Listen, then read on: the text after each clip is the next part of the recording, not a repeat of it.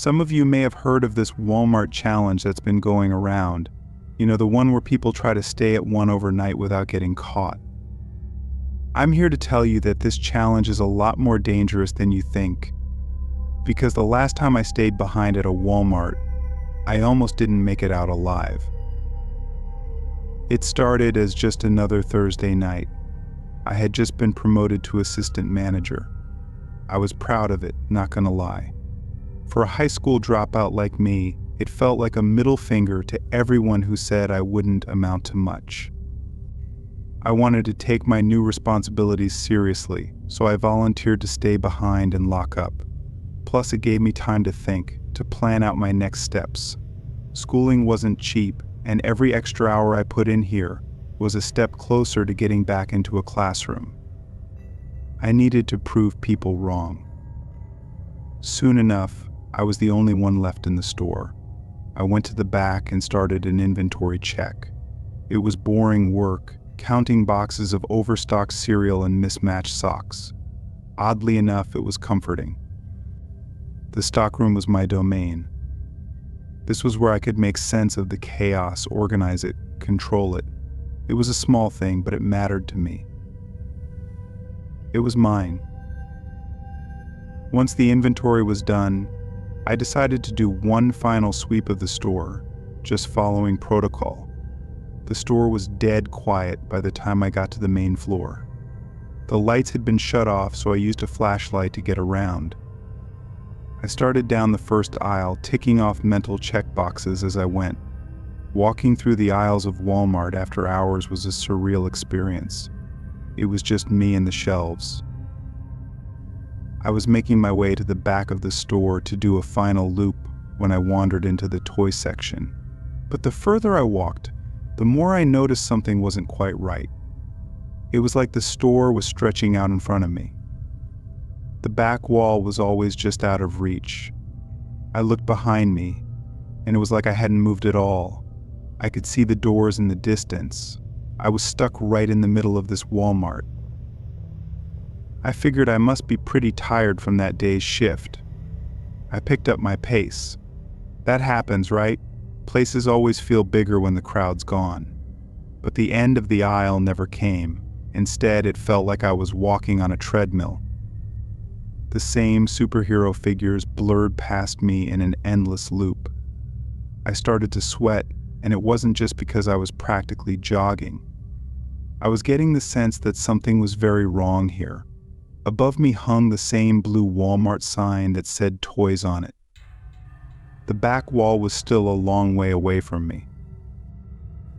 I looked back and saw the doors were still in the same spot. It was like I hadn't moved at all. I stepped back in shock and bumped into a solid wall. I swore it wasn't there just a second ago. It was at least a few more feet ahead of me last I looked. But at the same time, I was just relieved that I'd reached the end of the aisle. I took a deep breath. I just needed to move to the front and get out of here. The front doors didn't look so far. It shouldn't take me long to get there, I told myself. But as I walked towards the doors, the Walmart seemed to stretch out again. The entrance looked like it was moving away from me the more I walked toward it. I stopped, my breathing getting faster. I started to feel dizzy. I shut my eyes, hoping that when I opened them, everything would be back to normal. But when I looked at the front of the store again, the doors had disappeared. Instead, right in front of me was a new wall of display shelves full of soda. I was trapped. I needed to figure out where I was. Behind me was a wall. In front of me was another wall. I looked to my left. The soda shelf stretched out to end in another wall. No exit there. So I turned to my right and jumped a little in surprise. Instead of more Walmart shelves, there was a hallway I had never seen before. It was cut into the wall like it had always been there. It looked like the back rooms of some office building. It had plain white carpeting and yellow wallpaper. Dim fluorescent bulbs flickered overhead in intervals. The shelves of soda stopped just before Walmart's linoleum tile turned into the carpet. For a moment, I just stood there staring. The hallway seemed so normal. But it shouldn't be there. It felt wrong. I felt sick just looking at it. I looked away, trying to block it out. Without thinking, I started running down a random aisle. I didn't know where I was going or how to find the exit again. I just knew I needed to get away from that yellow hallway. I sprinted, not seeing where I was going. It was too dark to see far ahead. But the aisle just kept going. And on either side of me, the shelves seemed to be getting taller. Or maybe the ceiling was getting lower. I wasn't really sure, but the shelves were brushing against the ceiling now. The more I went down this aisle, the more it felt like I was going down a tunnel. It was like Walmart had shrunk into this one alley. It was like being in a hallway, I thought. And that made me pause. I looked down and I saw I was now standing on white carpet. I turned around, expecting to see the rest of the store. Instead, there was just a blank wall covered in dingy yellow wallpaper. Written on the wall in black Sharpie were the words, "Keep walking." I looked around. There were still shelves full of stuff on either side of me. It was like Walmart had morphed into that strange office hallway I saw. I scanned the shelves for anything I could use. They were now a weird mix of random items from the store: hair dryers, towels, Barbies, carrots, and whatever else. I looked around until I spotted a backpack. I didn't know where I was or how long I'd be here. Stocking up on supplies seemed like a good idea. I picked up some bottles of water and whatever food I could find. After a quick break, I continued walking. I couldn't see that far ahead of me, even with a flashlight. But I did notice that the shelves eventually emptied out. Soon enough, there was nothing but bare metal racks on either side of the hallway. I kept walking until I saw a doorway to my right. It opened into a big room that didn't look like any part of the store I knew. The room had random pillars going from the floor to the ceiling. A few Walmart shelves were piled up in a corner. Other than that, the room was completely empty. I saw a few doorways on each of its walls. Most led back into different yellow hallways, while others led to what looked like larger rooms. I saw another message spray painted on the wall closest to me. Always choose the hallways, it read, but the letters were smudged as if someone had tried to wipe them away. I wasn't sure what to make of it. But whoever wrote it seemed to know much more about this place than I did. So I chose the nearest door that led to another hallway. It wasn't long before I found a first aid kit mounted on the wall. I opened it, hoping to find something useful, but no luck. The box was almost empty. All that was left was a small roll of bandages, plus some bloody cotton balls and an empty bottle of disinfectant. On the floor next to the kit was a big, dark stain and a blood trail leading down the hallway. Seeing all of that made me wonder about the others. Obviously, people had been exactly where I was. But where were they, and how long had they been in here? I decided to follow the bloody trail. It wasn't much of a plan, but it was something. At least it meant someone was in here too. If I could find the others, then there was a chance we could find a way out of here. At the very least, I could learn more about what was going on. As I continued walking, a strangely happy tune began to play. It sounded like broken elevator music, the kind that grated in your ears. Curious, I followed the music until I found another doorway. It led to just another abandoned office space. Except right in the center was a small stage. And on that stage was a guy in a mascot suit bent down over something. But I didn't know what it was supposed to be because the guy in the suit wasn't wearing the headpiece. Instead, I just saw the back of the guy's head. The suit was covered in faded blue fur, with a tail hanging off the back. "Hey," I called out as I walked over to him. I was just relieved to find another person. I needed to figure out what was going on here. The guy straightened up, and that's when I realized something wasn't right.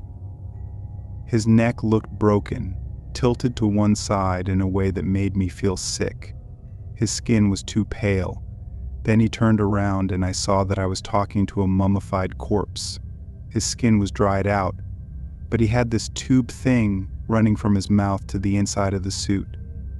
The tube pulsed as if it was alive. The red tube then slid out of the man's mouth. And I realized it was coming from inside the suit.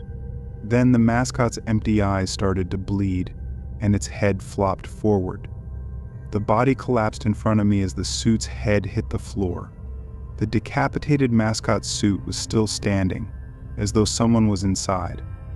It then started to walk toward me. I couldn't think of anything except how I needed to get out. I ran back the way I came, down the yellow hallways, and ignored the music that was now louder. I didn't stop until I found another doorway to get through. But as I ran through the door, I nearly tripped over something. I looked down and saw that the mascot head was on the ground. It was a faded blue bear head, but its mouth was now open and full of sharp teeth. The red tube was poking out of the back of its throat. I bolted away, not sure where I was going. I didn't care anymore. I just needed to get away from that thing. I didn't stop until I found another hallway to hide in. I ducked around a corner and checked to see if it had followed me. I couldn't hear its footsteps anymore. I was safe for now. For a long while, I just stayed in the hallway. I didn't know what to do. I knew I couldn't stay here forever. I needed to figure out how to get out of here. But if there was an exit somewhere, I hadn't seen it yet. The last thing I wanted to do was to wander back into one of those rooms, but I had to try. I didn't want to stay here and wait for that thing to find me again. So I picked a door and went through it. I found myself in a storage closet. I wasn't expecting much, but I thought maybe I could find something useful. Instead, I found someone's body. They were wearing a Walmart vest and were curled up against the shelves, clutching a radio. That gave me some hope, as I thought that if I could get that radio working, maybe I could call for help. I reached down to take the radio from the body, but then they suddenly jolted awake and grabbed my hand. "It's gonna come for you too," they whispered, and then they collapsed again. I had no time to process what happened as I ran out of the room and kept going until I hit another doorway. It opened to a break room where I saw someone huddled in a corner. I didn't know if I could trust them, but at this point I didn't care. It was just good to see someone else alive. As I walked over, the person looked up and waved me over. "Close the door," he said. "It'll find you if you leave it open." I didn't know what he meant, but I did as he said. He looked like he had been here for days. His face was gaunt, and his clothes were dirty. He told me his name was Mark, and he was a night stalker who'd gotten stuck in this place too. He didn't know how long he'd been here, but he said he'd been hiding in this room for days. I told him about the mascot thing and he nodded. "I've seen it too. It's been stalking me ever since I got here. It doesn't move fast, but it doesn't stop. It always knows where you are. And if it catches you," he trailed off and didn't finish the sentence. I didn't need him to. I knew what would happen if it caught us. Mark said he had a plan to get out. He said that he found some old maintenance tunnels that ran underneath the building. They were supposed to lead to a fire exit, but he hadn't tried it yet. He was too scared to go alone. He wanted me to come with him. I didn't have any other options, so I agreed. We waited until the music started playing again, which Mark said was when the mascot would be distracted. Then we made our move. We left the break room and went down the hallway until we found a ladder that led to the tunnels. I went down first and Mark followed. The tunnel was dark, and we had to use our flashlights to see.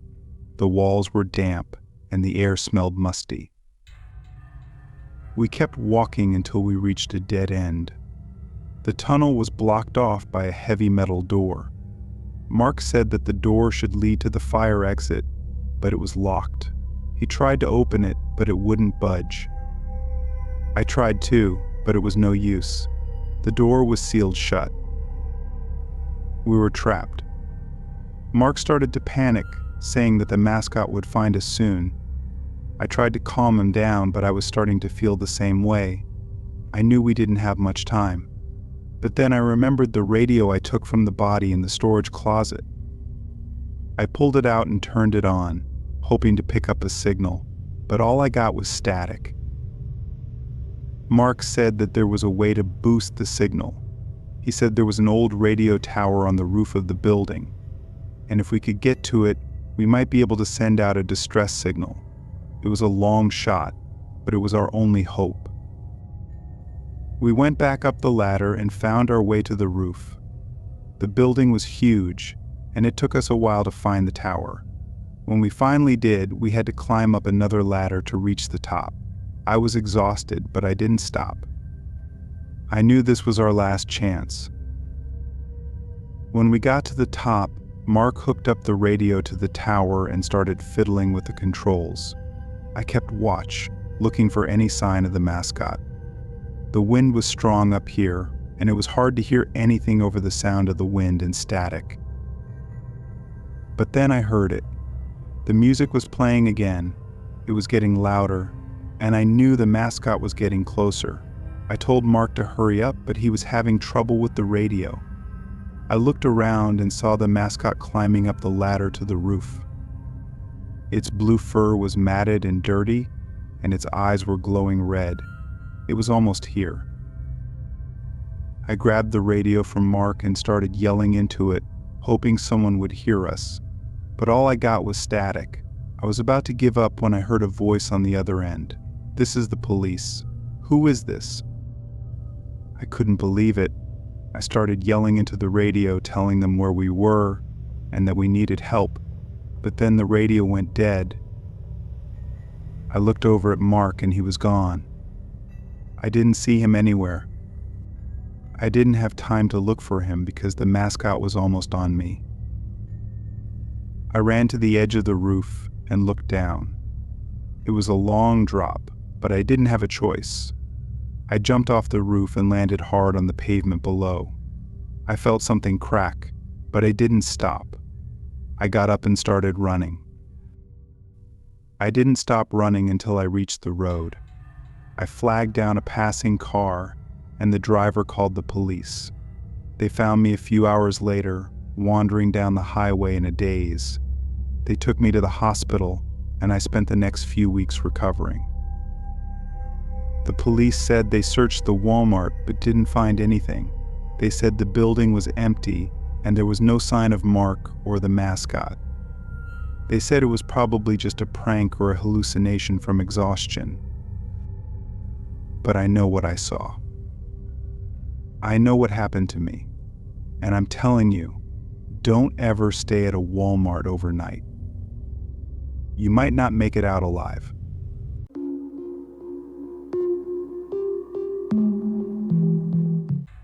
I spend the nights working as a security officer. My job is to travel around to various buildings, mostly businesses that hire my company for security. I swing by each of these places multiple times at night, ensuring that nothing funny is going on and the building is secure.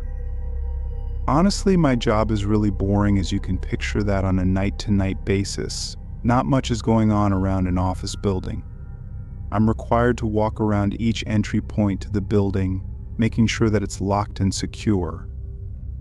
I have keys to all these buildings in case I need to go inside, but in the 3 months working this night shift, I never had to go inside a building. However, that all changed during a shift I had 2 weeks ago. I had reached my third building of the night, which was a smaller 4-story office building. I made my rounds around the perimeter of the building, shining my light up at windows, ensuring they were intact, and pulling on doors, making sure they were locked. I circled around to the backside of the building. When I did, I was shocked to see that a door was not only unlocked but also propped open. I never had to deal with a situation like this before, and, quite frankly, I was nervous to go inside the building. I maneuvered my way through the building, moving very slowly and shining my flashlight into every room and corner. It took me a while, especially since I was nervous, but I made my way through all 4 floors of the building without seeing anything unusual. I made my way back to the door that had been left open, removing the prop in the door and locking it behind me. I continued my rounds, making my way through the rest of the buildings that needed to be checked for the night. I decided to head back over to the office building that I had walked through earlier to make sure that everything was okay. I pulled my truck into the parking lot and began walking around the building, doing rounds once more. To my surprise, the same back exit was once again unlocked and propped open. At this point, I was very confused. There wasn't supposed to be anyone still in the building this late, and there were no lights inside that I could see. I reluctantly entered the office building once again and searched it from top to bottom, this time even calling out multiple times to see if anyone was there. Once again, I saw and heard nothing unusual my entire trip throughout the building. I returned to the back exit and saw that the door was now closed.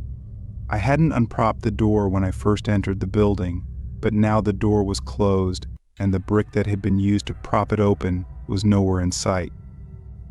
Again, this was my first time having to enter a building while I had this job, so I was a little scared at this point. I quickly locked the door and hurried back to the safety of my truck.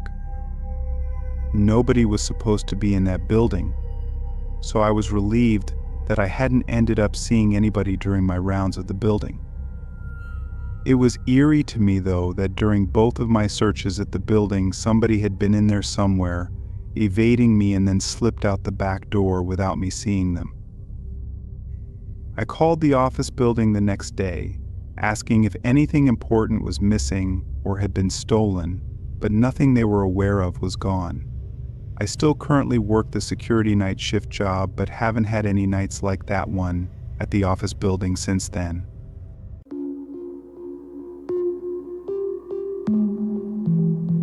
I'm retired now, but for a couple of years in my 50s, I worked a night shift in a mall. I was a custodian and would come in and clean once the mall had closed for the night. Most of my nights were spent cleaning up the food court areas, as well as taking care of bathrooms. One night I was sweeping the floor in the food court area, and I heard a fit of coughing coming from somewhere. I looked around the dimly lit food court area but didn't see anyone. A couple of times throughout my years working there, I would discover somebody or a group of people who had hidden in the mall and were doing a challenge of staying there overnight. I didn't see anyone and heard no further noises, so I just continued cleaning. If someone was trying to stay in the mall overnight, I'd see them eventually unless they stayed put in one spot the entire time.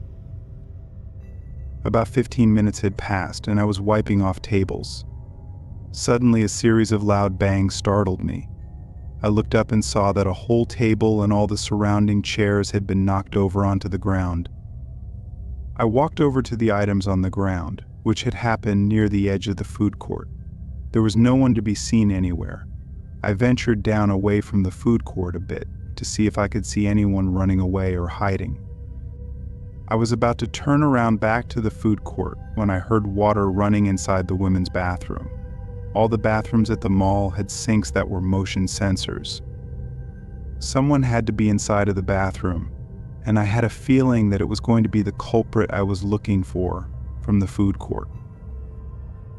The sink was still running as I slowly and as quietly as I could entered the bathroom. As I turned the corner into the bathroom, the water abruptly stopped running. There was nobody anywhere to be seen. I checked every stall and still nothing. I chalked it up to a faulty sensor on the sink and decided that I'd put in a work order for maintenance to fix it.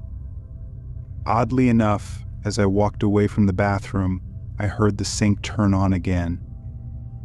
I walked back to the food court very confused and also a little spooked. I went about the rest of my night as usual, finishing my cleaning duties.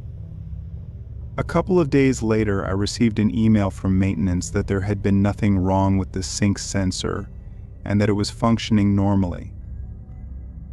From then on, at least once a week, I would hear the water running from the sink in that bathroom. For the rest of the time that I worked at the mall, I just accepted that I wasn't alone in that mall and stayed away from that bathroom. I never had any more incidents with the mysterious knocking over tables and chairs in the food court. Thankfully, that spirit or whatever it was stayed in the women's bathroom.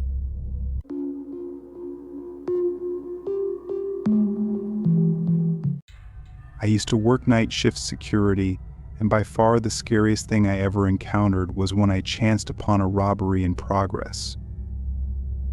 I was patrolling one of our assets around the start of my shift at 10 p.m., walking around the perimeter of the building.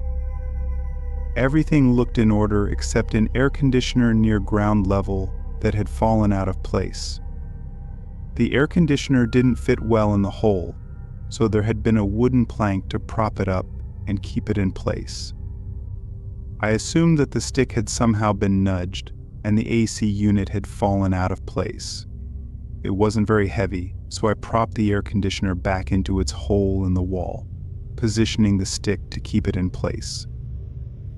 I continued my walk around the building, reaching the next window, and to my surprise, someone was there.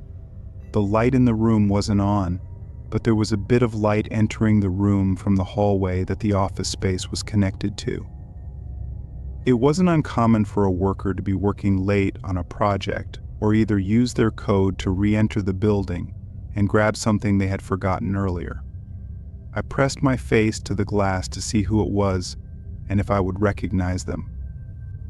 Once I was peering through the glass, I could make out that it definitely wasn't an office worker. The person was wearing a ski mask over their face. They noticed my face pressed up against the window and hustled out of the room. Realizing that a robbery was in progress, I quickly put two and two together, figuring out that the fallen air conditioning unit hole was most likely the way they had entered the building. I immediately pressed a button on my phone in an app that my company used to notify police if they needed to send cars to my location. I was still standing only about 100 feet away from the AC unit, so I ran over to see if that was going to be how the perpetrator would attempt to escape. Sure enough, shortly after I had reached the AC unit, it came flying out at me as the intruder pushed it forcefully from inside. The AC unit was knocked straight backwards into my chest, and I watched as the person in the ski mask flew through the hole in the wall, barreling into me and the AC unit that I had somehow managed to catch. The suspect ran into a nearby neighborhood, but the police arrived soon after and had them cornered in a city block, shutting down the entire street and eventually capturing them.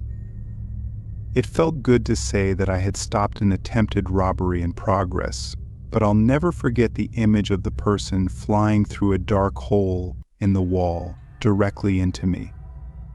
It was quite terrifying, and I had nightmares about it for the next couple of nights.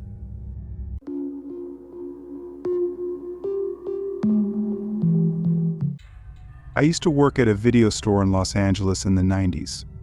We had quite a few celebrity customers, including some porn stars. It was a wacky work environment that could feel pretty unsafe at times, but that unpredictability was half of the allure. I honestly loved the job and the crazy, unhinged customers that came with it. There was a porn star who would come in frequently. I'll call her T, whose visits I would absolutely dread. She only seemed to come in when I was working alone. She would always ask me the same question: which of my movies do you carry? Now, she didn't ask this in any kind of unreasonable manner. T was a little older, clearly had a whole career behind her. She looked and acted a little crazy, like she was out of her mind, but she was also very obviously high. She'd come in grinding her teeth together, and her eyes would bulge out of her head like they were some prosthetic special effect. She was skinny from years of substance abuse and probably various personal issues with weight and image. She also reeked of booze and cigarettes most of the time. She would scream, "Which of my movies do you carry over and over again with that crackhead energy?" I repeatedly told her that our computer system would only look up movies by title, not by actors or actresses, but this fact never seemed to get through to her. Every time she would start screaming at me. Remember, this was around 1995, so the computer I used to look up things and check rentals was a dinosaur. But it didn't really matter because T would always forget. "How in the hell can you find out which of my movies you have?" she would scream. I offered to walk her back to the adult section so she could see the stock on the shelves for herself, but she would always scoff, totally disgusted at that idea. This was bewildering because she was a porn star who had already come into the adult film store. "I'm not going in there," she yelled. "Lady, you're already in here. What's it going to hurt to go scan the shelves real quick?" In my head, I'm thinking she's a porn star and won't walk the aisles and look at the covers. It made me think she was even crazier than she was letting on. What did she think she'd find in there? Just how out of touch with reality was this woman anyway? She would yell at me for a bit before calming down and then leaving, but this scene played out at least a dozen times. She wasn't the worst customer I had, but she became the one that I dreaded the most. Then, one week, she didn't show up. Monday, Tuesday, the whole week went by and still no tea. It was a huge relief, but part of me wondered if something bad happened to her. Was she getting extra spun out and would come in even crazier? The reasonable side of me figured she had moved on. Another week went by without her presence, and she left my mind entirely. Fast forward a month or so. Guess who comes slithering through the double doors? It's T, and she looks like hell. First off, she clearly hasn't showered for several weeks, maybe since the last time I saw her. You could always tell when she was really unwashed because her hair would just get more and more vertical. I don't know how else to explain it other than the grease would just hold up this overly dyed, frazzled hair. Her clothes were about the same as always, nightwear and half sporty valet mom. All of this is nothing when I see her face though. She has a huge black eye, and her eyes themselves are just completely insane. She's got pupils like dinner plates, and the outer rim, instead of white, is tinged with a deep yellow. I can't tell if she's sick or more hungover than any human I've ever seen. She comes to the counter and sparks up that same shtick she always does. "What movies do you have? Where are they? How many copies?" I try to be a little personable and say, "Hey T, it's been a while since I've seen you. We still don't have an updated system that allows me to search those specifics. I can show you the shelves that might help you though." I'll never forget the look she gave me, just this faraway nod, half smile with her mouth all jittery. She asked me if I was sure, to which I said yes. Then she started backing up towards the exit. Unsure of what was going on, I figured she was in the middle of an episode. She'd see herself out and probably disappear for another few weeks. I'd heard of mentally ill people being stuck in loops of behavior. Maybe visiting the video store was part of her loop. Boy, how wrong was I. The door opens not 30 seconds later, and a big, tall, sharp-dressed guy strolls in. I extend a welcome but hesitate. This guy looks pissed. He's storming right up to the counter. I ask if there's anything I can help him with. He sets his hands on the countertop, and they're bling-studded with all kinds of gold and silver, crusted diamonds in between them. He calmly explains that I'm the problem, and that he's here as a solution. I start to come back with something about how I'm just at work, just an employee here. If he wants the cash in the register or the pornos in the back, he can have them. The guy laughs at me, shakes his head, then explains that I'm just upsetting his friend who was just in here. "Oh, you've got to be kidding me. T, The crazy cracked out porn star who's been pestering me for months somehow secured backup. I tell him that I don't know her at all. She's just a needy customer who wants to find her films. There's not an easy way for me to do that, so she'll just have to look over the titles herself. This guy cuts me off with a wave of his hand, says he knows. He's heard every word. He's heard it so many times that he feels like it's happening to him, and now he needs to get involved. It turns out T was pretty much what I pegged her for. This guy was clearly gang or drug related, maybe even a kingpin. He acted like he was T's handler, almost like a pimp or something. She was so old there was no way he had her tricking. I mean, I guess there's a market for anything, but I got more of the vibe that he had a relationship with her and for himself. Whatever the case, it's now my problem. I'm looking up at this Coke machine of a man, deciding if I should hit the security button. This is just a video store, so part of me didn't even think that would work. But it was down at the other end of the counter, and if I moved, this guy was going to snatch me up for sure. He states T's full name, then her stage name. They were similar, probably more similar than you'd want them to be. I realized then that T was probably pretty easy to look up in the phone book if you were clever enough. He then asked me, which movies do you have with her in them? Obviously, he didn't want the same excuses I'd given before, so I threw my hands up in defeat. I logged into the computer beside me, pulled up the inventory list of the entire store, and started doing it the old-fashioned way. I jotted down a short list of titles that I recognized and just started from there. It took me almost an hour to find every single tape, constantly double-checking the shelves and discount racks for hidden copies. The whole time, that guy just casually followed me around, not saying a word, just watching me gather them all up in a tub on the counter. He'd crack his knuckles, roll his neck, textbook intimidation stuff. It was like a scene from Goodfellas. It was only after I started to pile up all the tapes that I realized just how extensive T's career was. She was a mainstream actress for like 20 years, from what I could tell, and had been produced by some of the bigger studios throughout the decades. It occurred to me that this crackhead burnout probably still received checks for some of this stuff. Now the guy behind me made sense. As I said, I did it. That was it. I told him it'd take me a minute to wring them all out. He asked what I meant by that. I said a charge for all the films. I explained I couldn't just let 80 or 90 tapes disappear from our store. The guy picks up the bin of movies with one arm, slides a pistol out of his waistband with the other, looks me up and down, sets the barrel on the counter, then asks me if we're good. I just nod with a sigh, tell him to take care. I called my boss after I saw them leave the parking lot, who in turn told me to call the police. Both of them showed up 20 minutes later. The police took a statement, and my boss filed a report of robbery, then fired me right there on the spot. I thought a lot about that guy, who he was, and why they wanted those movies.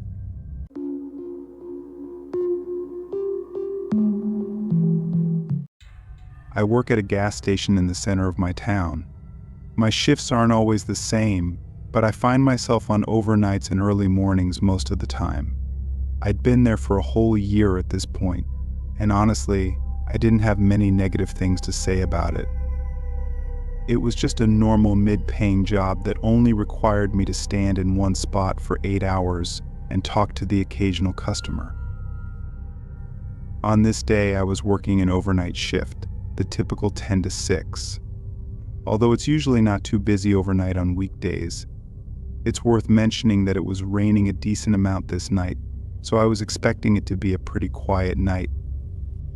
The first couple of hours, I sat in a chair behind the register and just waited for anyone to come in.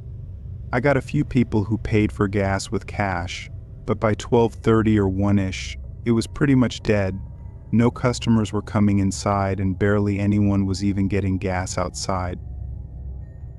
With absolutely no customers, I went around the counter and started fixing up the shelves a bit.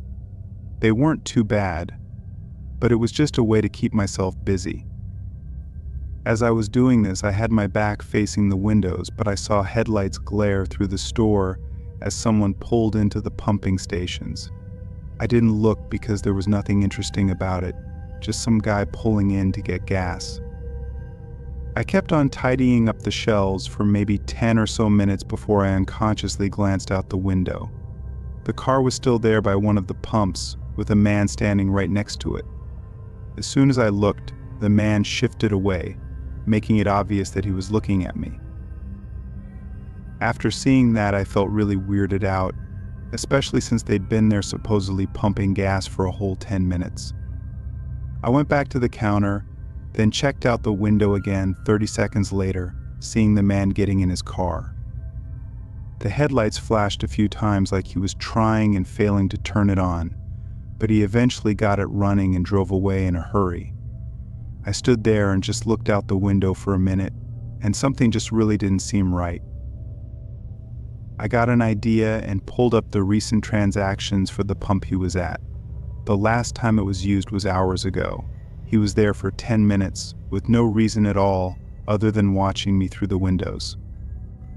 I stayed behind the counter for a while, trying to just wait out the rest of my shift. A few more cars came and went, and then it got really quiet again for a while. Around 3 a.m., I heard something outside.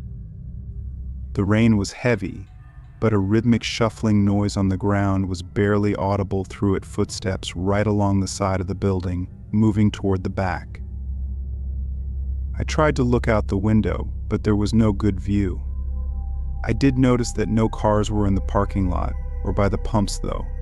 I quickly left the counter and went to the back door, which was a heavy metal door that had no windows or anything on it. I pressed my ear against it and listened as the footsteps got louder and louder until they were right on the other side of the door. My eyes moved to the handle, waiting in the silence before the handle turned slowly and slightly, but it got caught by the lock. It went quiet again for almost a whole minute. Then a man's voice grunted in frustration as a sudden sharp sound slid across the other side of the door. Footsteps followed soon after, leaving and going back to the side of the gas station. I ran back to the front, waiting to see them walking away, but didn't get any sight of them. Acting quickly, I picked up the store phone and dialed 911, hoping they could catch him before he got too far. I didn't know what was really happening, but someone trying to get in through the back door had to have intended something bad. When the cops arrived, they didn't find the man, but they did find a car on the side of the road less than a quarter-mile away, the same car I'd seen earlier with the man who was watching me. It had run out of gas and had mismatching license plates. It turned out to be a stolen car from 2 states over. The other thing they found was a long scrape across the back door made by a sharp metal object, likely a knife. Knowing all these details, I think I actually got extremely lucky, as the man was probably on the run already and could have been planning something bad.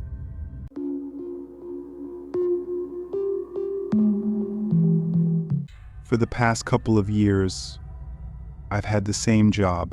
I'm a janitor for a popular fast food restaurant. I don't take orders or do anything aside from cleaning. I don't even see other workers a lot of the time because I'm scheduled overnight. At the restaurant, everything needs to be deep cleaned every day, and during open hours, it's basically impossible to do. I'd never had anything happen during my shifts aside from the occasional customer knocking on the window asking if we're open. On this night, I came in and got to work like I usually did. A couple of other employees were still there when I got there, but by 10, which was an hour after closing, it was just me for the rest of the night. I popped in my headphones and started scraping the grills and prepping everything that needed to be hosed down. After a while, I lost track of time, but my best guess is that it was around 12 a.m. when I heard a knock at the front of the building. I pulled off my headphones, hearing it again. I walked to the front, expecting someone at the door wanting to see if we were closed, but when I looked, nobody was there. I went up to the door and looked out at the parking lot, no cars or people. I knew I'd heard it from this side of the building though, so I waited for it again, but there was nothing. I ended up thinking I just mistook another sound for knocking and went back to work. Another hour or so went by, and then I took a lunch break. I grabbed my lunch bag and sat at one of the tables in the middle of the dining area, taking my time since I was actually ahead on my cleaning. Once I finished eating, I went to the back and turned to grab the mop, only to see a man's face staring at me from outside the drive-through window. He had messy hair and a blank face, but his eyes had something strange about them, like they were empty. I froze up for a second, and after a moment, the man calmly turned and walked away. My heart was racing in my chest, and I just stood in place, listening to his departing footsteps. I didn't know what to think. It was just incredibly creepy and strange. Once I got my confidence back, I opened the window and looked out to make sure he left. It was dark beyond the light of the restaurant, but I didn't see anyone, so I closed it up and locked it. I was on edge for the next hour, constantly looking behind me at the windows, feeling like I was being watched.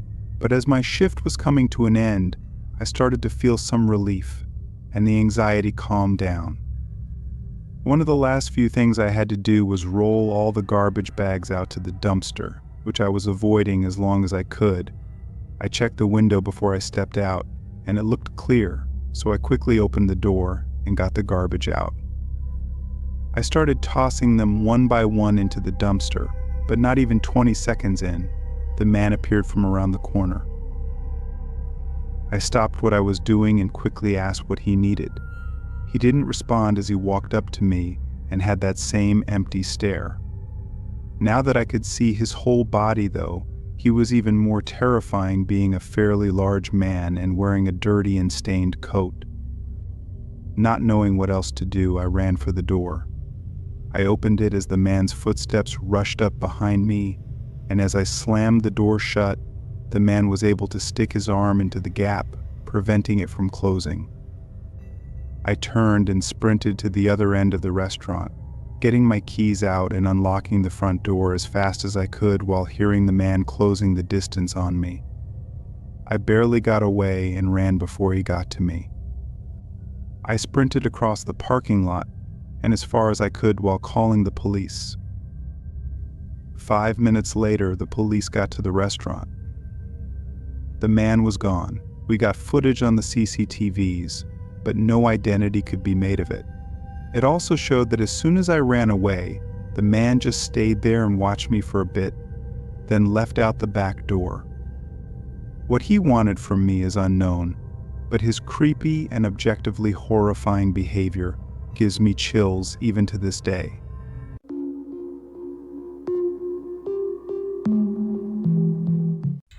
I was working late at the office one night. We have a big 2-story building in a business complex, and sometimes if we have to catch up on work, we kind of have to stay late. I had taken 2 sick days the week before, so I really had to get my project done and didn't have much time left to do it. I planned to stay a few hours this night and a few hours the next night to get caught up, leaving anywhere between 1 and 2 a.m.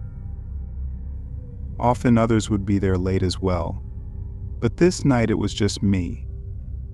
I was working at my desk, which was in the middle of a room full of desks.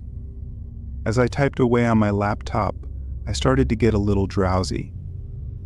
After fighting it for a bit, I got up to make some coffee in the break room.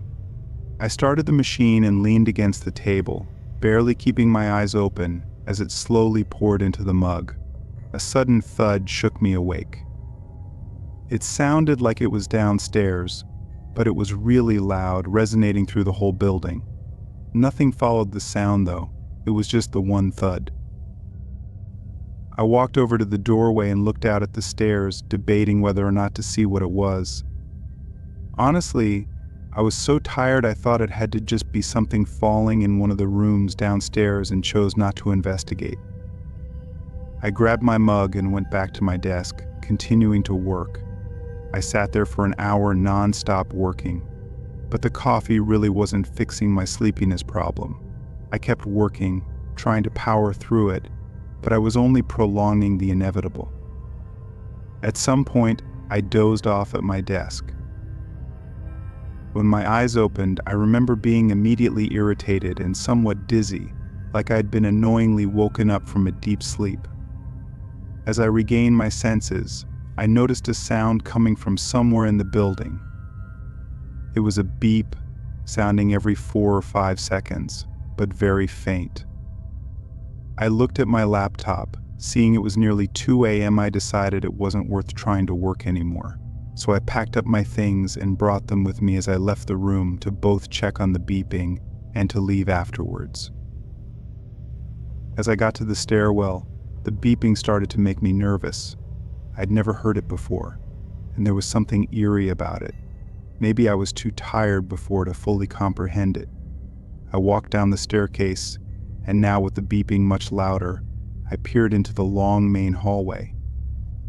At the far end, there was a metal rod laying on the ground right in front of the open entrance door.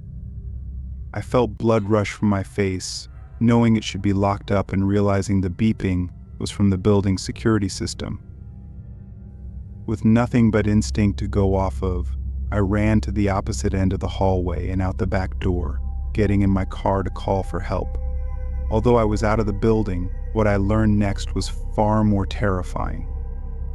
Police pulled in and searched around, not finding anyone or anything. When we checked the security cameras at 11 p.m., a man could be seen walking up and breaking the door open with a single hit from some kind of tool, creating the bang sound that I heard while getting coffee. He then quietly moved around the first floor and up to the second, where he came into the office I was in and stood quietly only a few feet behind me while I was working at my desk. He then went back downstairs, coming up again while I was sleeping, and walked around the whole office, even going right up to me and searching around my desk.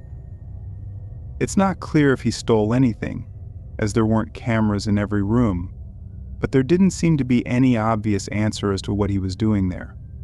After seeing the security tapes, I've never stayed alone at that office again.